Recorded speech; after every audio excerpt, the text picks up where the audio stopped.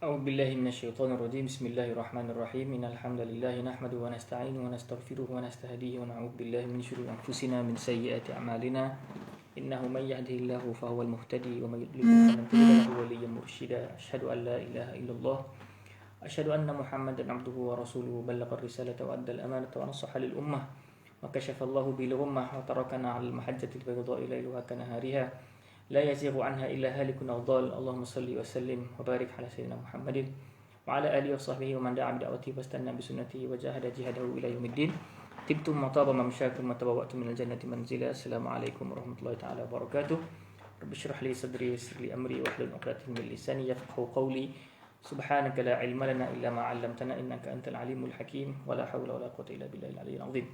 InsyaAllah tuan-tuan dan puan-puan yang dirahmati Allah sekalian, Alhamdulillah kita dapat bertemu lagi pada malam ini untuk sama-sama menyambung perkongsian di dalam kitab Al-Fawaid karangan Imam Ibn Qayyim rahimahullah ta'ala. Jadi pada malam ini insya-Allah kita akan masuk dalam satu subtopik yang menarik mengenai jalan-jalan mengenal Allah Subhanahu wa taala. Ibn Qayyim menyebut di dalam subtopik ini Allah Subhanahu wa taala menyeru hamba-hambanya di dalam Al-Quran untuk mengenalnya dengan dua cara. Dalam Al-Quran ajar kita macam mana mengenal Allah Subhanahu Wa Taala. Cara yang pertama adalah dengan melihat kepada alam ini, melihat kepada kejadian alam secara keseluruhan. Dan semuanya itu boleh membawa kita kepada mengenal Allah Subhanahu Wa Taala dengan kita lihat alam ini. Cara yang kedua adalah dengan mentadabbur Al-Quran, bertafakur dan juga mentadabbur Al-Quran, bertafakur terhadap ayat Al-Quran dan juga mentadabbur Al-Quran. Dan jadi alam adalah petunjuk ayat-ayat Allah SWT yang kita boleh lihat. Adapun Al-Quran adalah petunjuk daripada Allah SWT yang berbentuk fikir, dibaca, didengari dan juga difikirkan. So alam secara hissi, Al-Quran secara maknawi. Ini kedua-duanya secara his ini secara diri panca indera. Secara panca indera kita boleh mengenal Allah SWT dengan cara melihat alam ini, dan juga secara maknawi, maknanya secara akal, secara akli, rasional, berfikir dan seumpamanya mengenal Allah SWT melalui Al-Quran. Jadi penerangannya ataupun apa yang mungkin disebut dengan kedua-dua ini yang disebut oleh Al-Quran. Allah SWT menyebut di dalam surah Al-Baqarah ayat 164. A'udzubillahi minasyaitonir rajim. Inna fi khalqis samawati wal ardi wa ikhtilafil laili wan nahar wal fulki allati tajri fil bahri bima yanfa'un nas. Sampailah akhir ayat itu, inna fi dzalika ataupun la ayatin liqaumin ya'qilun. Maksudnya sesungguhnya di dalam penciptaan langit dan bumi dan juga pertukaran siang dan malam serta kapal yang boleh berlayar di atas laut dan seumpamanya, dan itu semuanya itu adalah satu bentuk petunjuk kepada orang yang berakal, orang yang berfikir. Dan juga ayat lain di dalam surah Ali Imran, Allah SWT menyebut inna fi khalqis samawati wal ardi wa ikhtilafil laili wan nahar la ayatin li ulil albab. Sesungguhnya di dalam penciptaan langit dan bumi dan juga pertukaran siang dan malam, sesungguhnya di sana ada petunjuk bagi orang yang mempunyai pemikiran. Al-albab ini adalah maksudnya yang mempunyai otak, yang mempunyai pemikiran. Jadi kat situ, apakah yang dimaksudkan dengan mempunyai pemikiran? Maknanya kat situ orang yang ada akal, orang yang mentadabbur, dia akan memahami di sebalik alam itu ada penciptanya. Itu kita akan masuk kejap lagi. Adapun itu mengenai alam, Allah sebut dengan alam kita boleh memahami ataupun mengenal Allah Subhanahu Wa Taala. Adapun dengan ayat yang kedua iaitu Al-Quran, maknanya ayat Allah SWT yang dibaca ataupun didengari ataupun difikirkan itu Al-Quran itu sendiri secara maknawi. Ini adalah seperti mana Allah SWT menyebut afala yatadabbaruna al-Quran di dalam surah An-Nisa. Adakah mereka ini tidak mahu mentadabbur Al-Quran, ataupun adakah mereka ini tidak mentadabbur Al-Quran? Jadi itu ayat 82, surah An-Nisa ayat 82. Dan juga Allah SWT menyebut di dalam surah Sad, Allah SWT menyebut kitabun anzalnahu ilaika mubarakun liyadabbaru ayatihi wa liyatadhakkara ulul albab. Demikianlah dia kitab yang telah kami turunkan kepadamu wahai Muhammad, untuk Dan kitab itu adalah kitab yang mubarak untuk mereka mentadabbur Al-Quran, mentadabbur kitab itu, dan juga supaya dia boleh mengambil pengajaran. Siapa yang mengambil pengajaran? Orang-orang yang mempunyai akal ini, dia akan mengambil pengajaran dengan kitab Allah Subhanahu Wa Taala. Dan juga banyak ayat-ayat yang lain yang menunjukkan kepada apa yang dibawa oleh Ibn Qayyim. Ibn Qayyim mengatakan jalan mengenal Allah Subhanahu Wa Taala. Yang pertama yang kita lihat alam itu, dan juga yang kedua adalah Al-Quran, Al-Quran Karim itu sendiri. Jadi bagaimana? Ini dia cuba rungkaikan. Bagaimana dengan melihat alam kita boleh melihat Allah SWT atau mengenal Allah Subhanahu Wa Taala. Kerana dia kata fa'ammal maf'ulat. Dan maf'ulat ini adalah segala perkara-perkara yang Allah buat. Ciptaan-ciptaan Allah Subhanahu Wa Taala. Dan ciptaan-ciptaan Allah Subhanahu Wa Taala itu apabila benda itu berlaku, benda itu diciptakan, maka sudah pasti di sana ada perbuatan. Maknanya ada benda sudah tercipta, maka adalah perbuatan mencipta tersebut. Dan juga perbuatan itu menunjukkan adanya sifat yang mencipta, Al-Khaliq, dan sifat yang mencipta Allah SWT. Dan juga dalam masa yang sama, bila adanya yang terbuat, pasti adanya yang membuat. Dan adanya sifat ini dia tidak wujud secara sendiri. Sifat mesti wujud pada zat. Sebab sifat ini dia tidak boleh mustaqil. Dia tidak merdeka. Dia mesti memerlukan zat untuk dia berdiri di atas zat tersebut, barulah dia boleh terpancar, terlihat. Macam warna lah. Warna merah macam mana? Warna merah, warna biru ke warna kuning ke, kita hanya boleh melihat warna itu apabila ia tertempel pada kertas ke, pada skrin ke, pada paparan ke. Kita tak boleh nak bayangkan warna tanpa dia menempel pada apa-apa objek, apa-apa pun. Demikianlah juga sifat. Bila kita tengok adanya penciptaan Allah SWT, adanya sifat mencipta, maka ada zat Allah SWT, kewujudan Allah SWT. Jadi dengan kita melihat alam, kita boleh lihat di sana ada yang mencipta alam, dan juga adanya zat Allah SWT sudah wujud. Dan kewujudan itu yang maknanya segala penciptaan alam ini dia pasti terbit daripada satu kehendak dan kemampuan ilmu dan kehidupan yang boleh menciptakan perkara itu.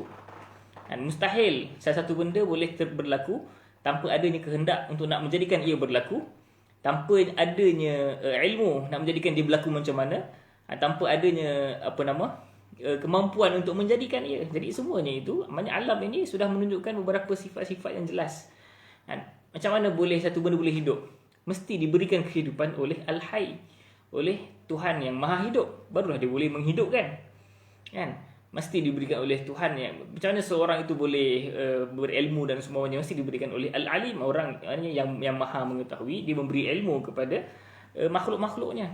Dan demikian juga, maknanya semuanya ini adalah satu silsilah ataupun rantaian-rantaian yang membawa kita kepada zat ataupun wujud kefahaman terhadap wujudnya Tuhan, adanya pentadbir, adanya pencipta, adanya yang maha berkehendak dan seumpamanya, yang menentukan kejadian ini dengan ketentuan-ketentuan yang telah pun ditentukan oleh Allah Subhanahu Wa Taala.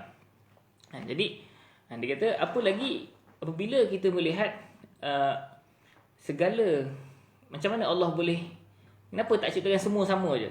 Ada haiwan pula ada macam-macam jenis. Ada lembu, ada kambing, ada macam-macam lah kan. Manusia pula ada macam-macam jenis. Ada macam-macam bangsa. Ada bangsa Arab, bangsa Melayu, bangsa Turki, bangsa Cina dan seumpamanya. Semuanya ini adalah satu bentuk kepelbagaian. Kepelbagaian maknanya, bila ada kepelbagaian maknanya di sana ada kehendak, adanya masyiah dan juga adanya hikmah Allah Subhanahu Wa Taala di dalam mencipta semua kepelbagaian bangsa dan juga kepelbagaian makhluk-makhluknya.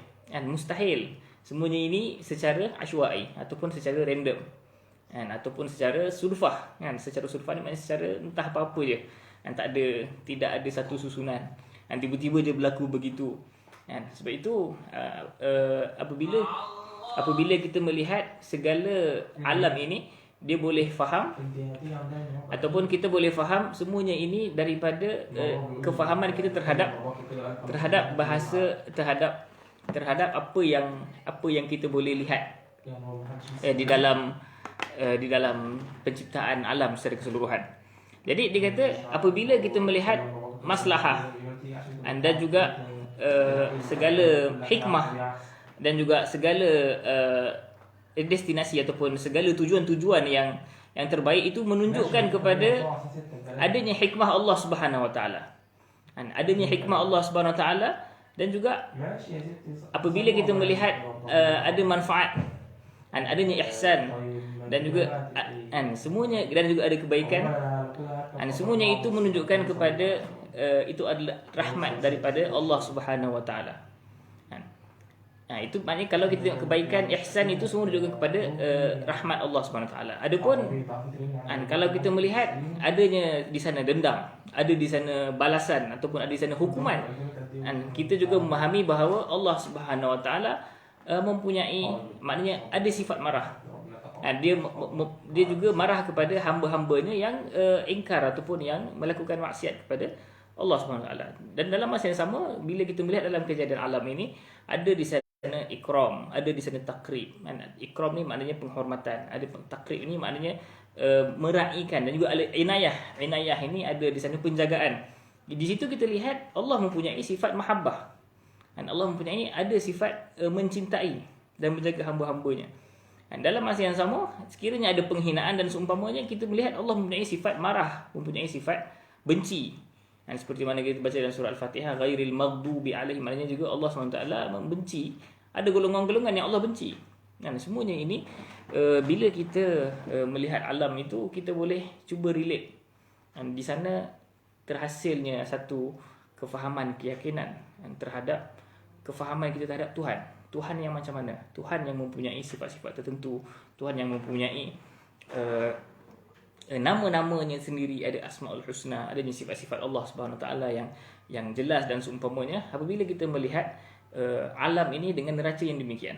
Sebab itu sebenarnya kita perlukan Al-Quran untuk faham macam mana kita cara melihat alam ini. Kalau kita main contohnya kan, kita tak baca Quran, tak baca apa, kita lihat alam ni, kita akan rasa cantiknya, sempurnanya, hebatnya. Tapi kita tak mampu nak pergi sampai dalam lagi. Sebab kita tak mampu nak kenal Tuhan semata-mata dengan alam ini. Kita boleh mengenal Tuhan dengan adanya Rasul menyampaikan kita bahawa Tuhan itu adalah Allah SWT. Tuhan itu adalah yang maha mendengar, yang maha mencipta, yang maha sekian, yang maha sekian. Dan semuanya ini memerlukan satu wahyu untuk memandu. Jadi sebab itu sebenarnya, walaupun dikatakan kita mengenal Allah dengan melihat alam ini, tapi sebenarnya cara kita lihat alam ini Quran yang ajar. Quran yang ajar untuk kita melihat di sebalik alam itu. Dan semuanya ini adalah satu boleh kata dia adalah bagaimana Al-Quran menaikkan akal kita. Bagaimana Al-Quran dia menaikkan kita punya potensi, kemampuan idrak kita. Dan idrak ni apa? Kita punya kemampuan untuk menggarap satu benda, pengetahuan kita. Dan Al-Quran dia akan pandu kita untuk akal kita boleh pergi faham lebih jauh lagi. Faham alam ghaib, faham adanya malaikat, faham adanya wahyu, adanya kehendak Allah SWT, adanya hari kiamat, adanya hari pembalasan. Dan Al-Quran dia ajar kita cara-cara itu. Dan kita melihat alam ini dengan neraca Al-Quran untuk menyampaikan kita kepada Allah SWT. Jadi Ibn Qayyim juga menyebut macam mana kita boleh lihat tumbuh-tumbuhan, haiwan daripada hatta kita diri kita sendiri, daripada kejadian sekecil-kecil kejadian iaitu air mani, kemudian berkembang menjadi segumpal darah dan seumpamanya, sampailah boleh jadi janin dan jadi bayi, serta jadi lahir jadi kanak-kanak dan seumpamanya, sampailah jadi tua. Semuanya ini adalah bukti bahawa bolehnya berlaku hari kebangkitan. Macam mana? Apa maksud boleh berlaku hari kebangkitan? Dan rasionalnya berlaku hari kebangkitan. Sebab apa? Sebab seperti mana Allah SWT menciptakan kita daripada zero kepada semua benda, kepada jadi kejadian yang cukup hebat. Apatah lagi daripada yang dah ada ni nak kembalikan balik lebih mudah lagi. Daripada yang lebih mudah lagi untuk dijadikan. Sebab itu semua yang kita baca ataupun yang kita tengok di dalam ayat-ayat Allah SWT dalam pembuktian hari akhirat ni atau pembuktian kebangkitan ini, banyak Allah SWT menggunakan dalil-dalil akli. Dalil akli ni maknanya apa? Logik, rasional. Dan Allah SWT mengatakan afa'ina bil khalqil awal. bal hum fi labsin min khalqin jadid. Adakah kami letih dengan apa? Dengan penciptaan yang kali pertama ini, sedangkan mereka orang kafir ini dalam keadaan keliru. Adakah akan berlaku kebangkitan? Dia kata, kalaulah daripada kosong pun aku boleh jadikan engkau, maka apatah lagi nak kembalikan benda yang dah sedia ada, lebih mudah lagi. Dan kul yuhyiha alladhi ansha'aha awwala marrah wa huwa bikulli khalqin alim. Dan katakanlah wahai Muhammad, yang menghidupkan kembali tulang, ada tulang-tulang bangkai yang mati itu kan. Dan dialah yang menghidupkan kembali itu adalah Tuhan yang menciptakan kali pertama. Qul yuhyiha alladhi ansha'aha awwala marratin wa huwa bikulli khalqin alim. Dan dialah yang seperti mana dia sudah menciptakan daripada tiada kepada ada. Dia juga berkuasa untuk mengembalikan setelah dia mati. Jadi semuanya ini adalah satu bentuk maknanya nak kata Allah SWT cuba merakamkan segala adegan-adegan dalam alam. Yang dalam alam ini Allah rakamkan dalam Al-Quran untuk kita faham seperti mana macam mana dia boleh memandu kita mengenal Allah SWT. Bagaimana dia boleh memandu kita untuk bertemu Allah SWT. Sebab itu semuanya ini adalah satu bentuk training otak, training akal. Dan supaya kita boleh cuba berfikir di sebalik kejadian alam itu. Dan kita boleh kiaskan segala kejadian alam ini dengan iman kita. Dan macam mana tumbuh-tumbuhan, bumi yang gersang, tiba-tiba turunnya hujan, tiba-tiba mekar. Demikianlah juga orang yang mati Allah hidupkan sekali jadi hidup balik. Semuanya ini adalah satu bentuk dalil-dalil pembuktian kepada akidah kita sendiri apabila kita melihat alam itu. Jadi apabila kita macam mana alam itu boleh membawa kita menuju Allah SWT adalah dengan kita kias, dengan cara kias. Kias ni maknanya apa? Dengan kita cuba mentaakulkan, memahami ia sebagai perumpamaan-perumpamaan yang Allah munculkan di dalam alam ini untuk nak menunjukkan kebenaran Tuhan itu sendiri. Kebenaran Allah SWT itu sendiri. Dalam masa yang sama, apabila kita melihat adanya kesan-kesan nikmat dan juga rahmat daripada alam, tumbuh-tumbuhan dan seumpamanya, bagaimana di sana adanya sifat kasih sayang, adanya sekian-sekian, maka kat situ kita boleh faham bahawa logik adanya nubuwah. Nubuwah ni logik adanya risalah, adanya pengutusan Allah Subhanahu Wa Taala, pengutusan Rasul. Allah mengutuskan Rasul kepada manusia. Sebab apa? Pengutusan Rasul adalah satu bentuk rahmat Allah kepada hamba-Nya. Dan satu bentuk rahmat Allah kepada hamba-hambanya. Sebab apa? Sebab apabila hamba-Nya mengenal Tuhan, hamba-Nya perlu satu manual untuk nak bagi tahu dia macam mana cara menuju Tuhan. Jadi Allah Subhanahu Wa Taala utuskan para rasul kepada umat, kepada manusia untuk mengajar mereka cara-cara bertuhan, cara-cara menyembah Tuhan. Sebab manusia tidak boleh straight kepada Allah SWT tanpa sebarang. Maknanya mesti kena ada perantara di antara manusia dengan Tuhan, iaitu Rasul yang menyampaikan berita, menyampaikan risalah daripada Allah SWT bahawa ini kerja engkau, ini engkau, manusia, makhluk-makhluk lain semua adalah ini tugasan-tugasan dia. Tetapi manusia, Rasul yang sampaikan kepada manusia apakah dia tugasan-tugasan yang telah ditentukan oleh Allah Subhanahu Wa Taala. Jadi apabila kita melihat demikian, adanya rahmat di kalangan makhluk, itu menunjukkan bahawa adanya rahmat daripada Allah Subhanahu Wa Taala dengan menghantar Rasul. Adanya nubuwah yang menghantar Rasul untuk memberi rahmat kepada kita. Sebab itu Allah SWT menyebut mengenai Rasulullah SAW, wa ma arsalnaka illa rahmatan lil alamin.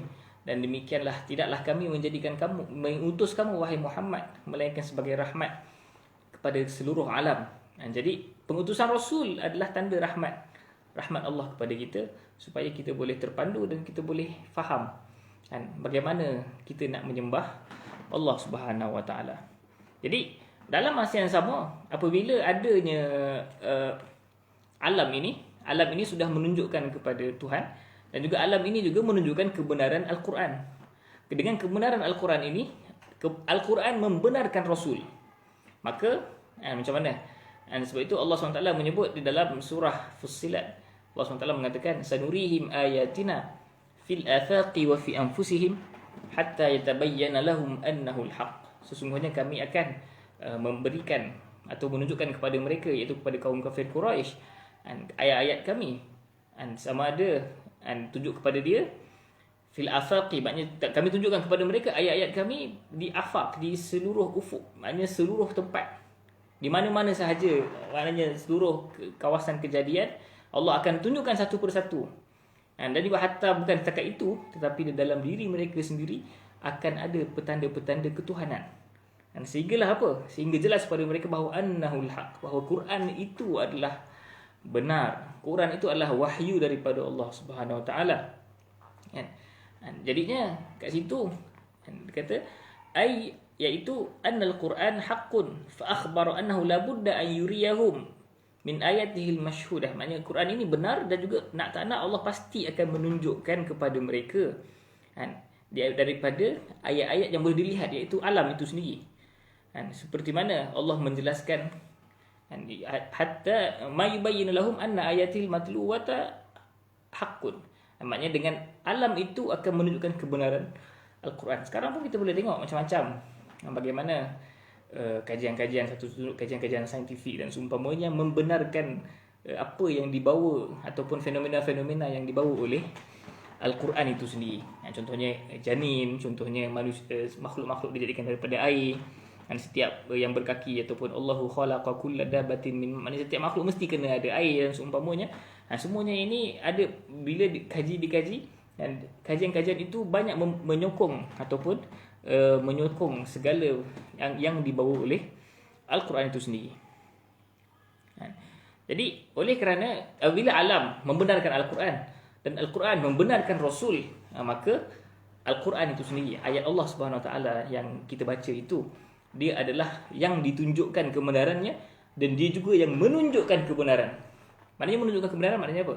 Menunjukkan kepada kebenaran nubuwah Nabi Muhammad SAW. Sebab itu apa yang menjadikan Nabi itu ataupun yang membuktikan Nabi itu Nabi adalah Al-Quran itu sendiri. Nabi jadi Nabi, Rasulullah SAW diangkat menjadi Rasul, buktinya bukan pada peribadi baginda. Bukti utamanya bukan semata-mata pada peribadi baginda pun betul. Maknanya bukan semata-mata pada peribadi baginda, tapi kerana Quran yang dibawa oleh Rasulullah SAW. Maknanya yang Al-Quran itu yang menunjukkan Nabi itu adalah Nabi. Maknanya kalau tanpa Al-Quran, Nabi akan menjadi sebagai seorang yang baik, yang dilihat sebagai seorang yang amanah, seorang yang jujur dan seumpamanya. Tapi dengan adanya Al-Quran, Rasul lah. Tetapi walaupun demikian, memang ciri-ciri kerasulan itu hanya ada pada Nabi lah. Orang lain takkan mampu mendapat ciri-ciri yang ada pada Nabi Muhammad SAW. Tapi nak kata kunci kenabian itu pada turunnya Al-Quran. Sebab itu ulama mengatakan Nabi ini dilantik menjadi Nabi ketika turunnya surah Iqra. Iqra bismi rabbikal ladzi khalaq. Itu saat dia dilantik menjadi Nabi. Dan bila jadi Rasul, bila turunnya surah Al-Muddathir, ya ayyuhal muddathir qum fa'anzir. Bila qum fa'anzir, itu dia punya watikah pelantikan menjadi Rasul, untuk menyampaikan qum fa'anzir ni maknanya bangun dan sampaikanlah peringatan. Itu dia punya watikah pelantikan menjadi Rasul. Ini seperti mana yang disebut oleh Ibn Qayyim dalam kitab Zadul Ma'ad.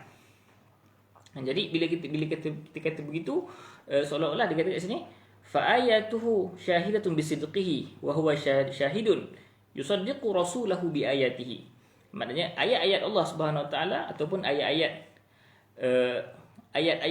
kaun ataupun ayat-ayat alam ini, segala petunjuk dalam alam ini membuktikan, macam kita sebut tadi, membuktikan kebenaran Al-Quran, dan juga Al-Quran itu menjadi bukti kepada kebenaran Rasul. Dan oleh kerana itu kita kata Al-Quran itu adalah yang dibuktikan dan yang membuktikan. Dia dibuktikan oleh alam dan membuktikan kewujudan ataupun kenabian Nabi Muhammad sallallahu alaihi wasallam. Dia kata wa huwa dalilu wal madlulu alaih fa huwa dalilu bi nafsihi ala nafsihi. Dan sebenarnya dia adalah dalil dan juga dia juga yang ditunjukkan, dia juga adalah yang menunjukkan. Dan fa huwa dalilu bi nafsihi ala nafsihi. Ini tinggi sikitlah, maknanya dia adalah dalil dengan dirinya sendiri. Dan juga dengan dirinya, iaitu dengan Al-Quran itu, dengan Allah SWT itu membuktikan ketinggian, membuktikan keabsahan dirinya sendiri. Dan sebab itu sebahagian daripada arifin, ini kita masuk Ibn Qayyim menyebut al-arif ini maknanya istilah orang-orang yang arif, orang-orang yang mengenal Allah Subhanahu Wa Taala lah. Dan mereka mengatakan, bagaimana aku boleh meminta dalil kepada yang dialah dalil bagiku untuk semua benda? Dan bagaimana aku perlu meminta petunjuk untuk membuktikan satu perkara yang mana perkara itu adalah petunjuk untukku untuk semua perkara. Kan? Maknanya bila dia ada setengah orang kata, mana Tuhan? Mana Allah? Apa bukti Allah wujud? Contohnya kan. Ini untuk orang awam lah. Orang yang tidak, orang yang mungkin yang belum faham lagi. Dia kata, macam mana Tuhan? Apakah bukti kewujudan Tuhan dan seumpamanya? Jadi untuk orang yang arif ini, orang yang kenal Tuhan, dia kata, kenapa aku nak minta satu benda, minta dalil atau bukti kepada satu benda yang mana dia adalah bukti kepada semua benda? Kan? Sebab kalau kita boleh lukis, orang sekarang nak lukis kan, tolong lukiskan sikit. Dan kalau kita boleh lukiskan manusia kat sini, alam kat sini, di sebalik alam dia melihat kewujudan Tuhan. Katakan macam inilah contoh sahaja. Ni untuk takrib, untuk memudahkan kefahaman. So manusia dia nampak alam, selepas dia berta'amul dan bertafakur terhadap alam, dia baru nampak adanya kewujudan Tuhan yang mentadbir, yang maha bijaksana, yang maha mengetahui, yang maha hidup dan seumpamanya, yang menghidupkan, yang memberikan kemuliaan, memberikan nikmat dan seumpamanya. Kan? Jadi untuk nak sampai kepada Tuhan ini, dia memerlukan satu dalil ataupun satu petunjuk. Itu alam itu sendiri. Maknanya kecantikan alam, ketersusunan alam tidak berterabur, semuanya cantik di pandangan kita. Kan? Kita boleh bayangkan kalau kita duduk tengah-tengah hutan, semua binatang dan juga haiwan dan juga tumbuh-tumbuhan memainkan peranan-peranannya yang tersendiri. Ada ekosistem yang cukup cantik. Kan? Dia dah ada dia punya ekosistem dia. Siapa yang makan daun, siapa yang makan najis, siapa yang tolong susun, hatta dekat dalam laut pun ada binatang-binatang, antaranya ikan pari kan. Ikan pari ni tugasan dia menyapu sampah laut. Ni contohnya, siapa yang tak tahulah. Tugasan ikan pari ni adalah menyapu sampah di dalam laut. Maknanya seolah-olah macam cleaner lah. So maknanya semua benda, semua binatang memainkan peranannya. Orang yang faham peranan ini, yang faham ni, nampak semua cantik, dia akan tahu bahawa yang menyusunnya hanya seorang saja, ataupun hanya satu sahaja, itu Allah Subhanahu Wa Taala. Tapi dia memerlukan jalan yang panjang. Dia perlu melihat alam, baru dia boleh baru dia boleh faham. Di sebalik keteraturan, sistematiknya, dan di sana ada satu kuasa, satu sahaja, kuasa Al-Ahad yang menyusun keteraturan itu. Kalau banyak kuasa, dia takkan macam tu. Dia akan bergaduh. Yang ni nak buat ni, yang ni nak buat ni, yang ni dia akan cacah merbah. Dia akan, istilah dia akan faudah lah, dia akan huru-hara sebab banyak kepala. Tapi bila cantik, maka itu menunjukkan bahawa satu kepala. Jadi orang biasa, dia nak sampai kepada keesaan, tunggalnya Allah SWT itu, dia memerlukan bukti kecantikan alam, ketersusunan dan seumpamanya, barulah dia boleh sampai kepada keesaan tauhid. Nampak wujudnya satu kuasa yang maha hebat, maha besar dan seumpamanya. Oleh kerana itu dia kata, sebab itu dia kata fa ayyu dalirin. Adapun orang yang arifin tadi tu, sebelum dia tak perlu, ataupun dia terbalik. Ni dirinya Tuhan, dia nampak Tuhan dulu, barulah dia nampak kesan-kesan Tuhan. Tuhan yang mewujudkan, Tuhan yang menjadikan semuanya. Dia terbalik, dia punya kira-kira dengan orang biasa. Orang biasa dia nampak alam dulu, baru dia boleh tengok Tuhan, ataupun boleh melihat, memahami kewujudan Tuhan. Tetapi orang yang arifin, kerana dia sudah dekat dengan Allah Subhanahu Wa Taala, dia jadi pandangannya dia terbalik. Dia nampak Tuhan dulu, lepas tu baru dia nampak kejadian alam ini. Sampai dia kata, sebab itu dia boleh kata laisa fil imkan abda'a mimma kan. Tidak boleh berlaku apa yang lebih baik lagi daripada apa yang telah berlaku. Sebab apa? Yang telah berlaku itu Allah yang susun. Dia tak melihat yang berlaku keburukan ini kerana manusia buat sekian, ini sekian, maka sekian, kesalahkan manusia. Tidak. Dia melihat segala yang berlaku, segala yang telah berlaku, itulah yang paling cantik. Sebab di sisi dia, yang membenarkan ia berlaku adalah Allah Subhanahu Wa Taala. Sama ada dia betul atau salah, itu pada pertimbangan syariat kita. Kalau kesalahan, kita kena betulkan. Kalau kebenaran, kita kena pertahankan. Itu benda kewajipan itu, ini sudut taklif. Adapun yang saya bicara ini adalah sudut syuhud, syuhud seseorang terhadap Allah Subhanahu Wa Taala. Tidak ada kaitan dengan habis tu maknanya kita kena memperakui kejahatan, kebatilan ke apa semua penjajahan. Takkanlah kita nak kata dia benda yang baik. Itu bukan isu kita. Dan isu kita perbuatan Allah Subhanahu Wa Taala, kita boleh kata dia adalah al-khairul mutlaq ataupun al-hikmah al-mutlaqah. Mutlaqul hikmah, apa-apalah sebut. Maknanya apa yang telah berlaku ini adalah daripada perbuatan Allah Subhanahu Wa Taala. Itulah di hikmah yang paling tinggi sekali. Kita tahu, kita tak tahu, atau kita tahu, itu salah kita lah. Kan? Tetapi apabila kita mengatakan ia daripada Allah SWT, maka tidak ada yang boleh lagi cantik lagi daripada itu. Kan? Cumanya peranan kita berperanan sebagai apa, itu isu lain. Itu isu taklif. Kan? Taklif ni maknanya apa yang kita kena buat. Ada keburukan, ada kerosakan, kemunduran umat Islam, maka apa kita kena buat? Itu taklif. Itu kena bincang lah, betul lah. Kan? Tetapi macam saya sebut tadi, maknanya apabila seseorang dia melihat Allah Subhanahu Wa Taala sebagai muathir, sebagai pencipta kepada semua yang berlaku, dia nampak Tuhan dulu. Barulah dia nampak benda-benda itu. Sebab tu dia kata, bagaimana aku boleh meminta dalil, meminta petunjuk ataupun meminta bukti kepada siapa yang mana kewujudannya lebih jelas lagi daripada bukti-bukti itu. Sebab itu ada satu kisah yang menarik kalau saya boleh kongsikan. Suatu hari ada seorang ulama dia tulis kitab. Dia tulis kitab 1000 dalil mengenai kewujudan Allah Subhanahu Wa Taala. Dan kemudian dia buat pesta lah ataupun buat majlis kesyukuran lah kerana dia telah menerbitkan buku tersebut. 1000 dalil terhadap kewujudan Allah Subhanahu Wa Taala. Itu datang seorang perempuan Arab Badui. Dia kata, sejak bila pula Allah ni hilang sampai kewujudannya perlu dibuktikan? Subhanallah. Sentak jugalah, kata sejak bila Allah mata ghaballah hatta yahtaja wujuduhu ila dalil. Sejak bila pula Allah ni gaib sampai kita perlu buktikan dia wujud. Jadi ini satu gambaran tu saya sebut, ini adalah satu iman fitrah. Iman seorang yang sudah berdiri di atas kejelasan sampai melihat Allah ni yang menciptakan semua benda. Sebelum berlaku benda-benda ni Allah dah ada. Sebab itu ada hadis Nabi SAW menyebut, su'ilan Nabi SAW, Rasulullah SAW ditanya mengenai apakah an awwali hadzal amr, apakah permulaan urusan kewujudan ini. Nabi SAW menjawab, kana Allahu wa lam yakun syai'un ma'ah. Allah lah yang pertama-tamanya sekali, dan pada ketika itu tidak ada siapa-siapa lagi yang bersama dengannya. Wa kana arshuhu 'alal ma', dan arasy Allah di atas air. Macam mana itu kaifiat kita letak tepi macam mana? Tak nak bayangkan, confirm salah punya. Tak boleh nak bayangkan pun. Tetapi difahami secara lafzi dan menyerahkan maknanya kepada Allah Subhanahu Wa Taala. Jadi sebab itu apabila kita tengok kat sini, dia mengatakan fahuwa a'rafu min kulli ma'ruf. Allah ini lebih dikenali daripada semua yang telah dikenali, dan juga wa abyanu min kulli dalil, dan lebih jelas lagi daripada segala pembuktian. Fal asya'u urifat bihi fil haqiqah. Sesungguhnya semua perkara, semua benda ini dikenali dengan Allah Subhanahu Wa Taala. Maksud dikenali dengan Allah Subhanahu, Allah yang memperkenalkan benda-benda ini kepada kita.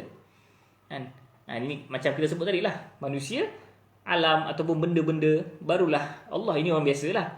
Tapi Ibn Qayyim mengatakan secara hakikatnya sebenarnya segala benda-benda ini Allah yang kenalkan. Maknanya Allah yang, maknanya seolah-olah Ibn Qayyim cuba mengajak kita untuk melihat dengan neraca Al-Arif tadi itulah, Arifin tadi, orang yang mengenal Allah SWT, supaya dia boleh melihat Allah Subhanahu Wa Taala yang menjadikan semua perkara, semua benda, semuanya itu adalah daripada susunan dan ikut tadbir Allah Subhanahu Wa Taala. Jadi wallahu a'lam bissawab. Mudah-mudahan Allah SWT memandu kita dan memberikan taufik dan inayahnya kepada kita untuk kita menempuhi bulan Ramadan dan memberikan keizinan kepada kita untuk mengharungi ataupun masuk di dalam bulan Ramadan al-Mubarak. Wallahu a'lam bissawab. Aqulu qawli hadza wa astaghfirullahal azim li wa lakum. Insyaallah kita baca doa sikit. A'udzubillahi minasyaitonir rajim. Bismillahirrahmanirrahim. Allahumma ij'al jam'ana hadza jam'an marhuma wa tafarraqana min ba'di tafarraqan ma'suma. Allahumma la taj'al fina wa la minna syaqiyyan wa la mahruman wa la matrudan bi rahmatika wa manika wa karamika ya akramul akramin. Allahumma inna 'abidika banu 'abidika banu ima'ik nawasina bi yadik madin fina hukmuk adlun fina qada'uk. Nas'aluka Allahumma bi kulli ismin huwa lak سميت به نفسك أو أنزلته في كتابك أو علمته أحدا من خلقك أو استأثرت به في علم الغيب عندك أن تجعل القرآن العظيم ربيع قلوبنا ونور صدورنا وجلاء أحزاننا وذهاب همومنا وغمومنا اللهم ذكرنا منه ما نسينا وعلمنا منه ما جهلنا وارزقنا تلاوته آناء الليل وأطراف النهار واجعله لنا حجة يا رب العالمين صلى الله على سيدنا محمد وعلى آله وصحبه والحمد لله رب العالمين. Sekian, Assalamualaikum warahmatullahi taala wabarakatuh.